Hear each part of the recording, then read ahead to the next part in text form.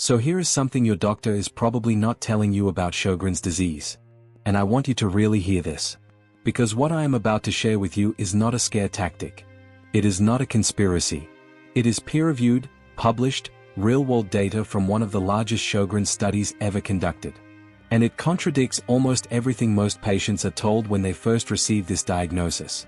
Most people with Sjogren's are told the same thing. Dry eyes. Dry mouth. Uncomfortable, sure.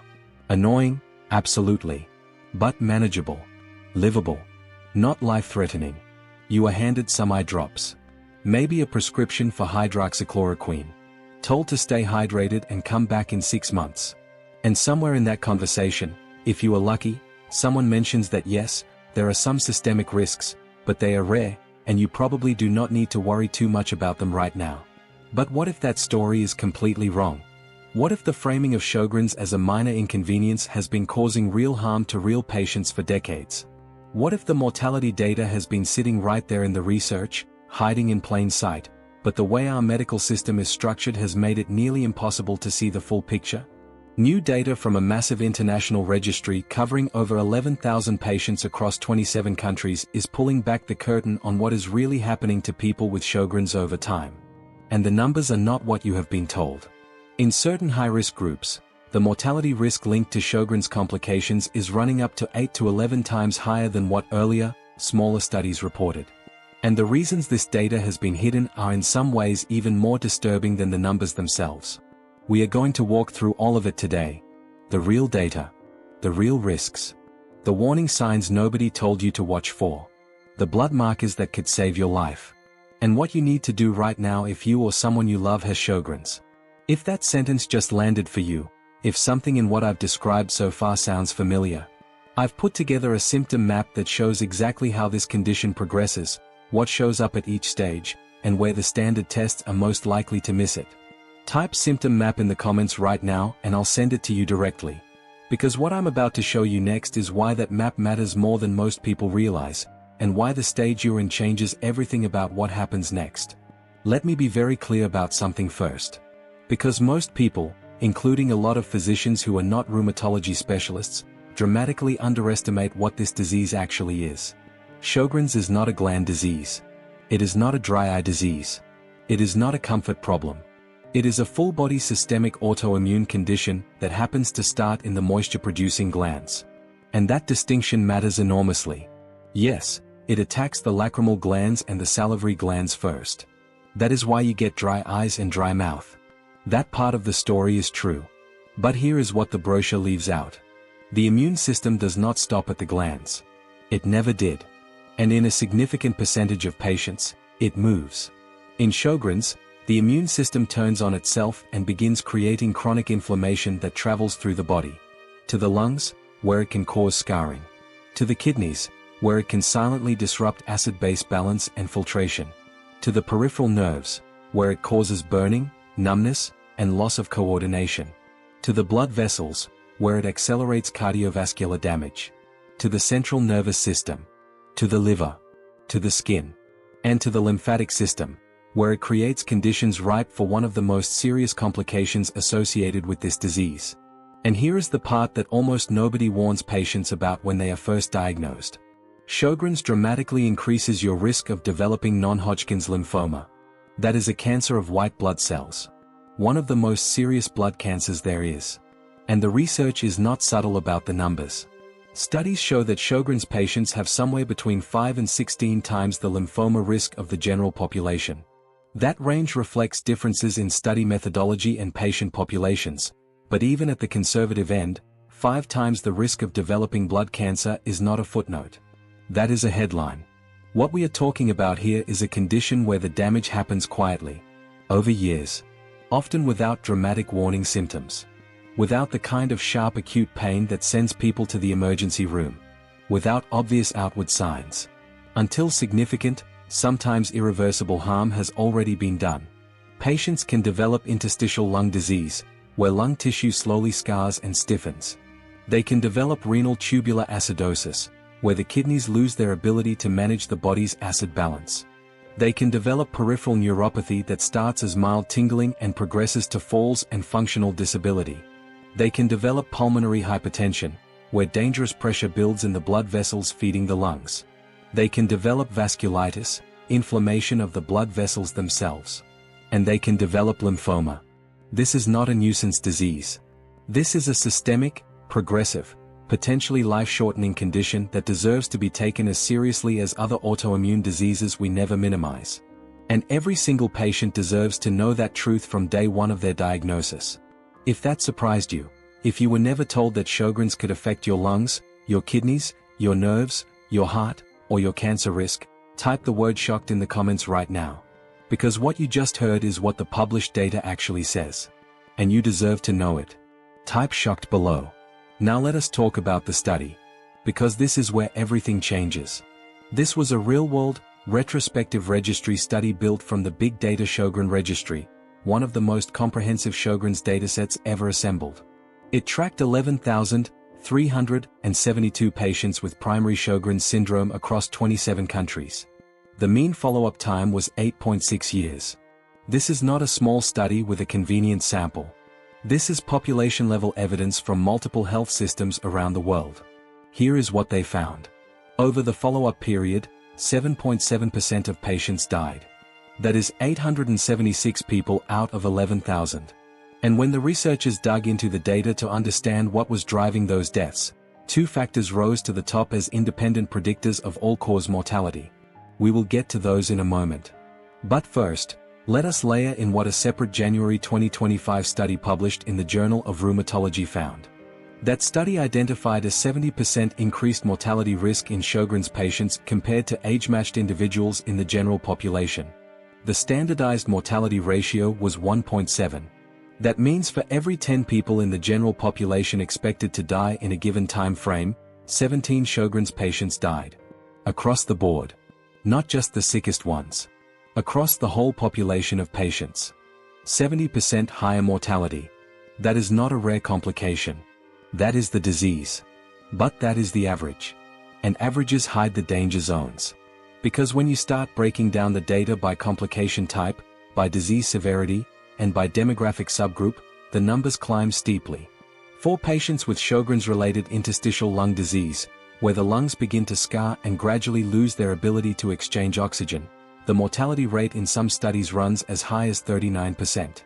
And research shows a fourfold increase in 10-year mortality for this group compared to Sjogren's patients who do not develop lung involvement. One study tracking Sjogren's patients with interstitial lung disease found that 24.2% of patients died during follow-up, with the most common cause of death being respiratory failure. For patients who develop lymphoma, a complication that occurs in somewhere between 2.7 and 9.8% of Sjogren's patients depending on the study, the mortality risk from that cancer alone is 8 times higher than in the general population. 8 times. And lymphoma-associated death is consistently reported as one of the leading causes of death in Sjogren's patients across multiple datasets. And for men with Sjogren's, a group almost nobody talks about because this disease is so heavily associated with women, the numbers are staggering. In a cohort study tracking over 1,100 Sjogren's patients, male patients had a standardized mortality ratio of 4.79. That means men with this disease are dying at nearly 5 times the expected rate of men their same age in the general population. The overall mortality rate for men in that study was 25.5%, compared to 8.3% for women. These are not theoretical risks sitting in a footnote. These are real numbers from real patients in real health systems. And they have been underreported for years. If you are still watching, if these numbers are landing differently than anything you have heard before, type the word numbers in the comments. It takes 2 seconds. And it tells the algorithm that this kind of honest, evidence-based content matters. Type numbers right now. Now I want to talk about something that is not making headlines. Something hiding inside these mortality numbers that almost nobody in the clinical world is discussing loudly enough. The biggest amplifiers of Sjogren's mortality are not random. They are specific. They are measurable. And in many cases, they are testable right now. Meaning that if you know what to look for, you can actually identify whether you are in a high-risk subgroup. And that knowledge is power. Factor 1. Cryoglobulins. These are abnormal proteins that form in the blood of some Sjogren's patients. They are a marker of immune system overactivation and small vessel inflammation. And the international registry study found something striking about them. Patients who tested positive for cryoglobulins had a 1.72 times higher risk of all-cause death compared to patients who tested negative. That is a 72% increased risk of dying from one blood test result. And yet cryoglobulin testing is not a standard part of every Sjogren's patient workup. Many patients have never even heard the word. Factor 2. High systemic disease activity. The registry study used a validated scoring tool called the ESSDAI, which stands for the European League Against Rheumatism Sjogren's Syndrome Disease Activity Index. This score tracks how active the disease is beyond the glands, measuring things like joint involvement, lung involvement, kidney involvement, nervous system involvement, and hematologic abnormalities. Patients who scored in the high disease activity range had a 68% increased risk of all-cause death compared to low-activity patients. And again, many patients are never told what their ESSDAI score is. Many are never scored at all. Factor 3. Delayed diagnosis. And this one carries a weight that is hard to quantify but impossible to ignore. The average time from the first recognizable symptoms of Sjogren's to a confirmed, accurate diagnosis is still running between 3 and 6 years. Some studies have put the average diagnostic latency at nearly 6 years. The Sjogren's Foundation itself has been running campaigns for over a decade specifically to reduce this delay, and as of their most recent data, they have brought it down to an average of 3 years. 3 years is still 3 years of unmonitored systemic inflammation. 3 years where organ damage can begin silently. 3 years where cryoglobulins might be forming, where lung tissue might be slowly changing, where the lymphatic system is being chronically overstimulated. None of that shows up in the mortality statistics as Sjogren's related. But it counts. Factor 4. Being male. We have already touched on this, but it deserves its own full moment. Because men with Sjogren's are one of the most overlooked populations in all of autoimmune medicine. The disease is so strongly associated with middle-aged women that male patients are routinely not considered during the diagnostic process. They go longer without a diagnosis. They present with more severe systemic disease at the time of diagnosis. They have worse outcomes. They die at nearly 5 times the expected rate. And almost no one is talking about it. If you are a man with Sjogren's, or if you know a man who has been dismissed when raising symptoms that could point to an autoimmune condition, type man down in the comments right now. Because this community needs to hear it said out loud. Sjogren's is not just a woman's disease. And the men who have it deserve the same urgency of diagnosis and care. Type man down below. So why have we not been told the full truth about how serious this disease can be? The answer is not a simple one. And it is not about anyone being malicious. It comes down to structural problems in how medicine is organized and how data gets collected. And understanding these problems is actually important, because they explain not just what has gone wrong with Sjogren's, but why the same gaps exist for dozens of other complex, systemic, chronic conditions. Problem 1. Fragmented specialty care. Sjogren's patients are managed across multiple specialties simultaneously. A rheumatologist manages the autoimmune core. An ophthalmologist manages the dry eyes. A pulmonologist gets involved if the lungs are affected. An oncologist enters the picture if lymphoma develops. A nephrologist if the kidneys show signs of involvement. A neurologist if peripheral neuropathy develops. And in most health systems, these specialists are not talking to each other in real time. They are not sharing notes in a way that builds a unified picture of what this disease is doing to this patient over time. No single physician holds the full picture. And without a complete picture, the full scope of the risk never gets communicated to the patient clearly or completely. Problem 2. The absence of a centralized long-term outcome registry in the United States. This is actually the core of why underreporting happens. When researchers in Scandinavian countries want to know what happens to Sjogren's patients over 15 or 20 years, they can actually answer that question. Because countries like Sweden, Finland, Norway, and Denmark have national health registries that follow individual patients longitudinally across every specialist visit, every diagnosis, every hospitalization, every cause of death, for decades. When a Sjogren's patient in Stockholm develops lymphoma at age 64, that connection is captured. When a Sjogren's patient in Oslo dies of respiratory failure at 69, the lung involvement is linked back to the autoimmune disease. The data is complete. The patterns emerge. We do not have that in the United States. Our pharmacovigilance and disease outcome tracking is passive. Voluntary. Disconnected. A rheumatologist in Houston treating a Sjogren's patient has no structured mechanism for contributing that patient's long-term outcomes to a national dataset. An oncologist in Chicago treating a Sjogren's patient for multiple lymphoma may not even know the patient has Sjogren's. The data is incomplete by design. And incomplete data produces underestimated risk. Problem 3. The disease mimics too many other conditions for too long. The early symptoms of Sjogren's: fatigue that feels profound and disproportionate, dry eyes that are attributed to screens or age, dry mouth chalked up to medications or anxiety, joint aches dismissed as early arthritis, and cognitive fog written off as stress. These symptoms look like so many other things that most physicians encountering them do not think Sjogren's. They think menopause. They think fibromyalgia. They think chronic fatigue syndrome. They think lupus. They think rheumatoid arthritis. And patients spend years, sometimes many years, being treated for the wrong disease, while Sjogren's continues its slow, quiet, systemic progression. The patients who suffer the most from that delay are precisely the ones with the highest risk profiles. The ones who had cryoglobulins forming years before their diagnosis. The ones whose lungs were already beginning to change on a high-resolution CT scan that was never ordered. The ones whose lymph nodes were quietly signaling a transformation that nobody was watching for. If it took you more than 1 year to get your Sjogren's diagnosis, type the word delayed in the comments. I want to understand how many people watching this right now experienced a diagnostic delay that could have cost them years of proper monitoring and care. Type delayed right now. So what do we actually do with all of this information? Because information without action is just anxiety. And that is not what this channel is about.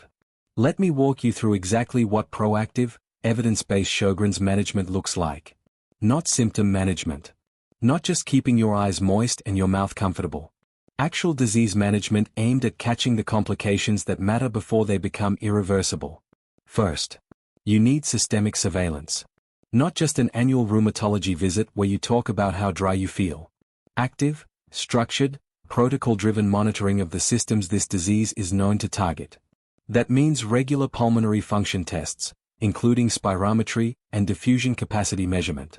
Because interstitial lung disease in Sjogren's can begin developing without causing significant breathlessness in the early stages. The lung function test catches the decline before the symptoms catch your attention. Studies show that interstitial lung disease affects somewhere between 8 and 30% of Sjogren's patients. That is a wide range, and it reflects how often it goes undetected.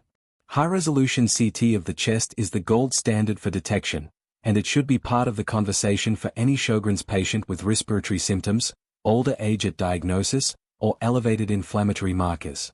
That means regular kidney function panels. Urinalysis with microscopy. Serum creatinine. Electrolytes, particularly potassium and bicarbonate, because Sjogren's can cause a specific type of kidney dysfunction called renal tubular acidosis that shows up as abnormal electrolytes before it shows up as obvious kidney failure. These are inexpensive tests. There is no reason not to run them regularly. That means active lymphoma surveillance. Knowing what to watch for. Persistent, painless enlargement of lymph nodes, particularly in the neck, armpits, or groin that does not resolve over weeks. Persistent swelling or hardening of the parotid glands. Unexplained weight loss. Drenching night sweats. Fever without infection. These are not symptoms to monitor at home and bring up at your next appointment in 6 months. These are symptoms that warrant a call to your doctor within days. That means tracking your inflammatory markers over time, not just checking them once and moving on. C-reactive protein. Erythrocyte sedimentation rate. Complement levels C3 and C4, which can drop in Sjogren's patients with cryoglobulinemia. Your anti-SSA and anti-SSB antibody levels.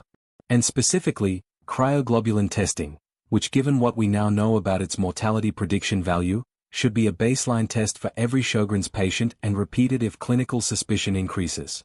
That means cardiovascular risk management. Because the chronic systemic inflammation that defines this disease accelerates atherosclerosis. It damages arterial walls. It promotes clotting abnormalities. Research consistently identifies cardiovascular disease as one of the leading causes of death in Sjogren's patients.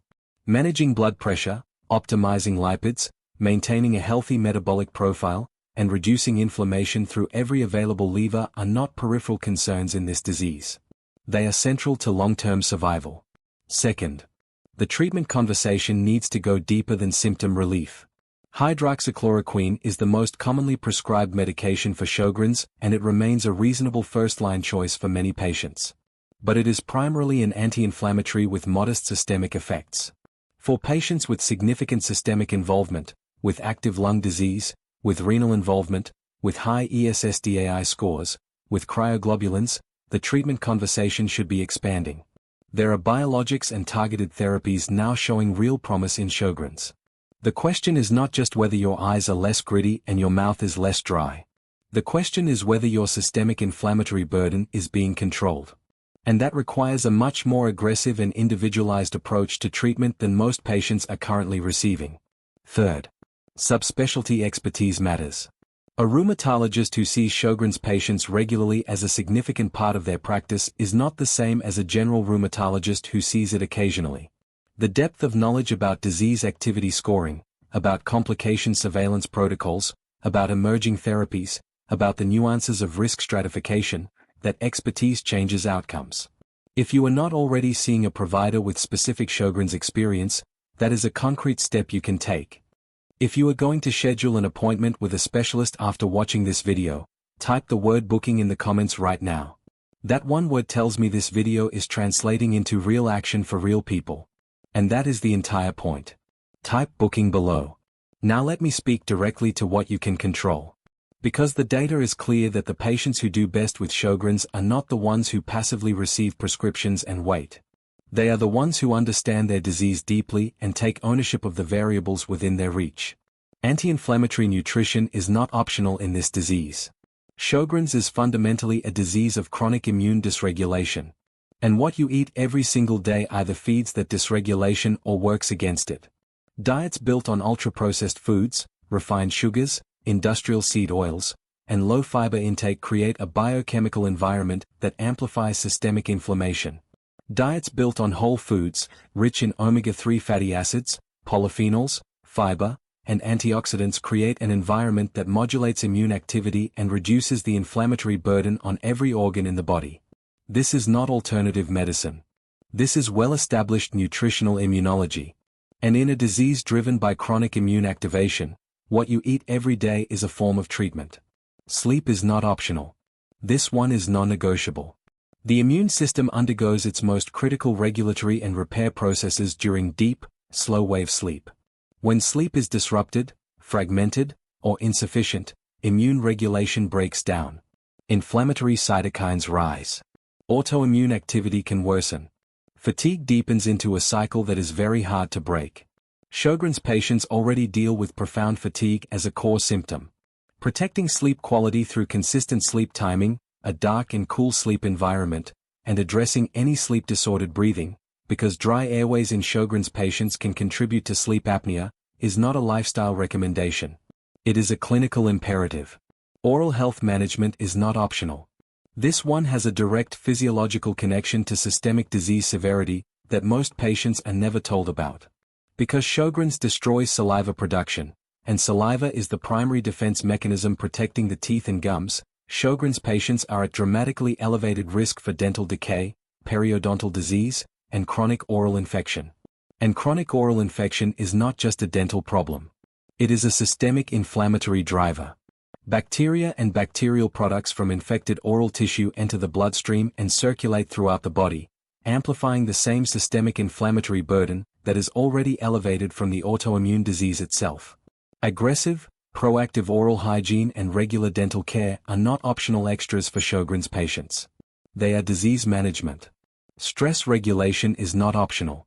The connection between psychological stress and autoimmune disease activity is not speculative.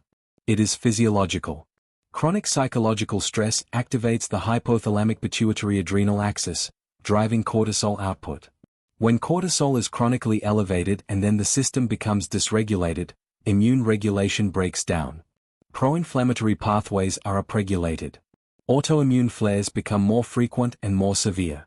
Practices that support nervous system regulation, whether that is diaphragmatic breathing, structured relaxation, moderate movement, time in nature, or whatever form works for the individual, are not soft lifestyle suggestions. They are genuine immune-modulating interventions. And for a disease like Sjogren's, where immune dysregulation is the core problem, anything that helps regulate the immune system is worth taking seriously. If you are going to commit to making at least one of these lifestyle changes this week, type the word commit in the comments right now. Pick one thing. Anti-inflammatory nutrition, sleep protection, a dental appointment, a stress regulation practice. Whatever feels most actionable for where you are right now. Type commit and tell me which one you are starting. Because accountability is a tool too. Let me bring this home. And I want to do it honestly, without minimizing anything and without overstating anything. Sjogren's disease has been sold to patients for decades as a manageable inconvenience. A disease of discomfort rather than danger. And for some patients, specifically those with mild glandular-only involvement who are being properly monitored and who do not have the high-risk markers we discussed today, that framing is not entirely wrong. Many Sjogren's patients do live well for decades with appropriate care. But that is not the whole story. And for a significant subset of patients, it is not even close to the truth. For patients with systemic involvement that has moved beyond the glands. For those with positive cryoglobulins that nobody tested for. For those with high ESSDAI scores that nobody calculated. For those who spent 3, 4, 5, or 6 years being told their symptoms were stress or menopause or fibromyalgia while the disease was quietly progressing. For men who were never considered as candidates for a Sjogren's diagnosis because the disease is so strongly associated with women. For all of these patients, the real mortality risk has been dramatically underestimated. And the data now shows it clearly. We need to start telling the truth about Sjogren's disease. Not to frighten people into paralysis. Not to replace hope with dread. But because informed patients live longer. Informed patients catch complications earlier. Informed patients ask better questions and push harder for the monitoring they need. Informed patients make better treatment decisions. And that is everything.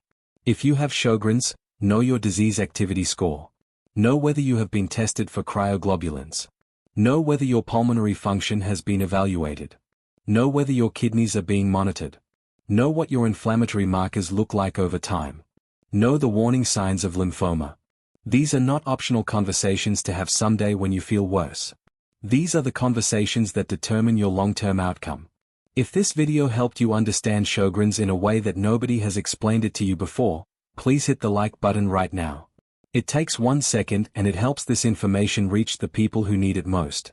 And subscribe if you want more content that gives you the honest, evidence-based truth about your health that your doctor may not have the time or the framework to deliver in a 15-minute appointment. Drop a comment below and tell me your story. How long did it take you to get your diagnosis? What complications are you managing? What has made a difference for you? What do you wish you had known sooner? And for everyone who typed a word in the comments today, Sjogren, shocked, numbers, man down, delayed, booking, or commit, thank you. Every one of those words helped this video reach someone sitting somewhere right now who needed this information and did not know where to find it. Remember, a Sjogren's diagnosis is not a death sentence. But the truth about your disease, that is where your power begins. I will see you in the next video.